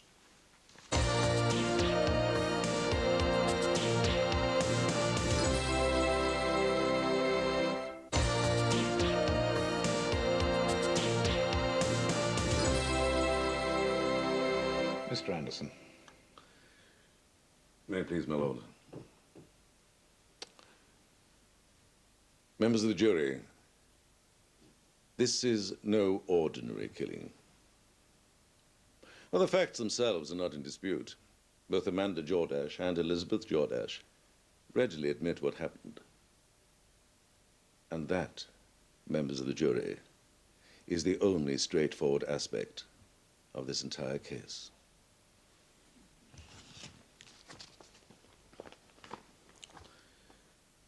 Do you remember these pictures, members of the jury? Can you imagine what it's like to carry wounds and scars like these? And can you imagine what it's like to have the person you married, the person you conceived children with, what it's like to receive injuries like these at their hands? Amanda Jordash can. It's been part and parcel of her married life for years. Can you imagine it? Having to account for their every movement to this man, not knowing from one moment to the next whether he was going to kiss them or punch them. And that applied not only to Amanda Jordash, but to Elizabeth Jordash as well, who we've heard was subjected to rape at the hands of her own father. Indeed, the reason for the most violent attack on her mother stemmed from this sexual abuse. Can you imagine how Elizabeth Jordash felt? And who was there to stop a 6-foot, well-built man if he decided to indulge his perverted tastes yet again? Trevor Jordash hadn't changed at all, but his youngest daughter, Rachel, doted on him. In her eyes, he could do no wrong, due mainly to the fact that Amanda, as any good mother knows, had sheltered her from the truth. But Trevor Jordash knew this, and he'd grown very close to Rachel, given her presents, taken her out. And then on one occasion, Amanda came home to find them both together in Rachel's bedroom. You imagine how she felt. But what could she do? What could she say? Oh, it's easy to say she could have reported the matter to the police, as she could have done those times with Elizabeth. How could she? Would he have put them all into hospital this time? Can you imagine this new fear for her daughter Rachel? Remember that night in May that year when Elizabeth came home and found her mother battered and her father asleep with Rachel in her bed? Rachel may have denied that her father assaulted her sexually, but Elizabeth had her own experiences in mind. Imagine their feelings at this new, sudden, terrifying dimension to their captivity at the hands of this monster of a man. The impotence instilled through fear into them by him was absolute. What could they do? They couldn't run. They couldn't hide. Their only alternative was what they decided upon. To hurt him, stop him, warn him off. Anything, anything to stop his outrages. These two women were not criminals with guns planning a robbery, willing to kill for gain. They were not muggers with knives ready to kill. Nor were they evil, scheming women out for revenge. They were two desperate women being driven to the edge of madness and despair by this man. They could see no way of escape from the tightening noose of his increasingly vicious behavior, and they felt they had no alternative. So disturbed was the state of their mind, so diminished was their state of normal behavior. They tried to poison him with weed killer. But these were inept, desperate women, not experienced killers, and the only result was to make him more angry. Desperately, they ground up painkillers to slow him down, disable him. But he walked into them and, realizing what was afoot, threatened them with death. He would, you have heard, kill them all. Kill them all. Now, please imagine the scene. Trevor Jordash launches a wild, vicious attack on his daughter. Violence that not even Amanda had seen to such a degree before. What would you have done? A split-second decision, not weeks of planning. How would you have stopped him? Amanda Jordash took the only course open to her. That of self-defense and the defense of her daughter's life. For the first and only time in her sad life, she fought back. She took a kitchen knife and she stabbed her husband in the back. Oh no, ladies and gentlemen, this is no premeditated killing. Each of these women was driven to the actions they took that day by years of systematic abuse, years of fear, an accumulation of terror. Do you think we've got a chance? Now for events. Oh, yes. After the killing. Yes, absolutely, Elsa. It is my contention also that every single one of those events was the result of their mental state over a period of time from well before Trevor Jordash was sent to prison, coupled with the post-traumatic effect of the actual killing. We have heard that they kept the body in the house for days, not knowing what to do. Does that sound like the behavior of cold-blooded killers? If it had been premeditated, surely they would have had a plan for the disposal of the body. No, ladies and gentlemen of the jury, their distinction between reality and illusion was so distorted, so confused. All rational principles that guide normal behavior had dissolved. They had arrived at the stage of losing all self-control. All that was guiding them now was an obsessive compulsion to survive at all costs, just as it was on that very day that Amanda Jordash stabbed Trevor Jordash to death. If you find them guilty, you are sweeping the issue of domestic violence under the carpet, denying that women like these can be forced into killing through no fault of their own. I implore you, ladies and gentlemen, imagine yourselves in the position in which they found themselves, and find them not guilty on all counts. That is the case of the defense, my lord. What then were the reasons for the killing of Trevor Jordash? I've taken you through the main points of evidence, reminding you of those things that you should bear in mind when arriving at your verdict. On the one hand, prosecution counsel has painted a picture of a man tamed by prison, who, full of remorse for what he had done to Mrs. Jordash, was trying to win back the love and trust of his wife and daughters. We've also heard how this new penitent character of Trevor Jordash quickly resumed a violent attitude towards his wife. Prosecution suggests a simple motive: vengeance, against a husband who had beaten his wife so badly that she was obliged to spend time in hospital.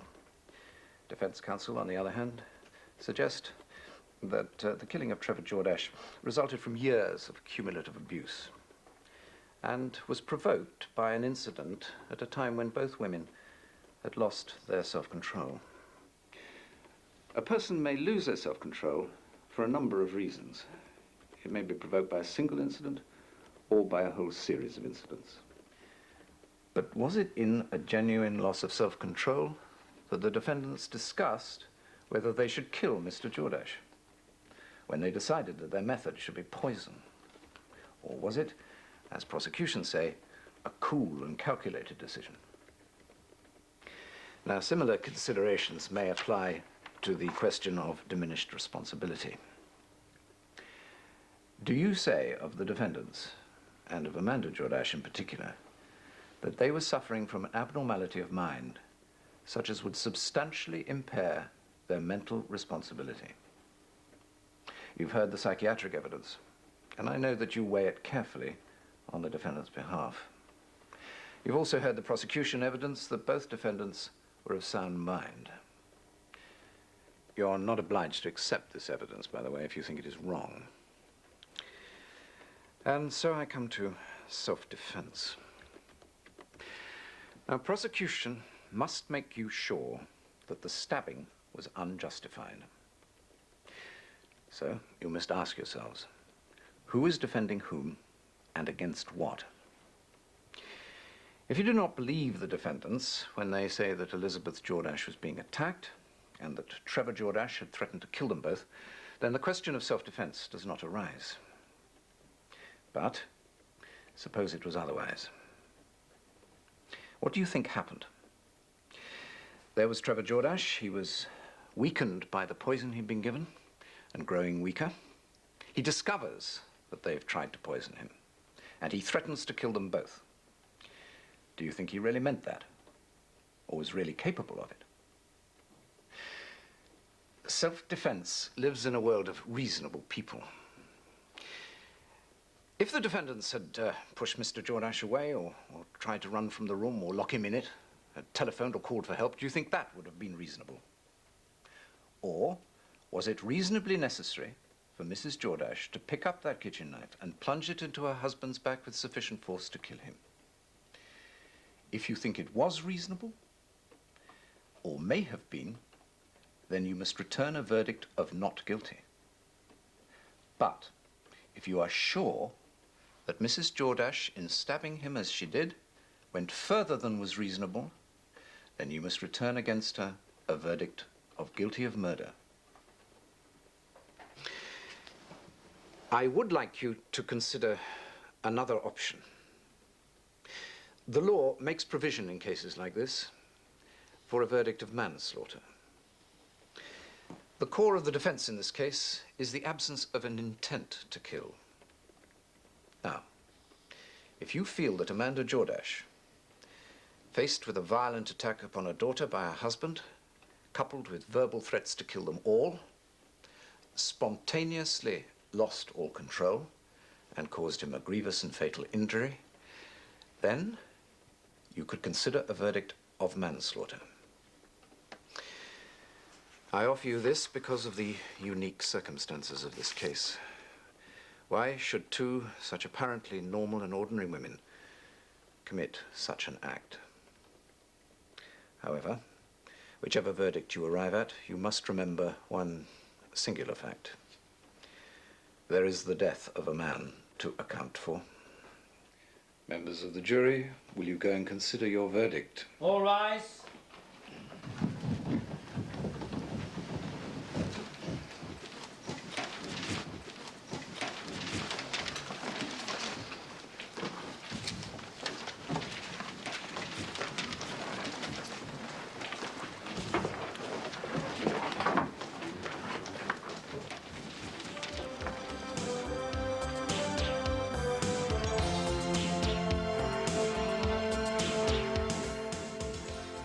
To catch up on bits of the trial you might have missed, there's a two-part Brookside compilation tomorrow at 5:05 and Sunday at 5:06. And you can hear the verdict on Tuesday at 8:30.